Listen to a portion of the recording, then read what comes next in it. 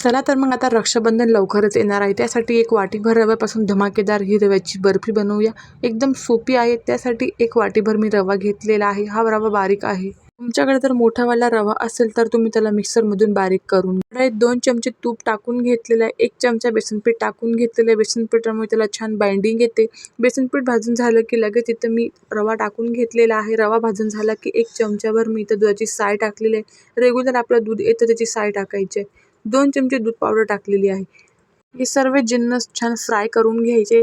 कच्चापणा जाईपर्यंत फ्राय करून घ्यायचे. लो गॅसवरती करायचे, जास्त कलर नाही. दुसऱ्या पॅनमध्ये जेवढा रवा घेतला तेवढी साखर घ्यायची आहे आणि साखरच्या अर्धा पाणी घेऊन याचा पाक तयार करायचा. जास्तही घट्टसर पाक अजिबात करायचा नाही, फक्त हाताला चिपकेल एवढा. हा रव्याच्या बॅटरमध्ये ओतून घ्यायचा आहे. 2 ते 3 मिनिटं याला छान मिक्स करायचं आहे. बर्फीचं बॅटर तयार झालं की लगेच एखाद्या प्लेटला तूप तेल लावून तर ओतून घ्यायचं आहे. सेट करायला ठेवायचं 1 तास आणि बर्फी तयार होते.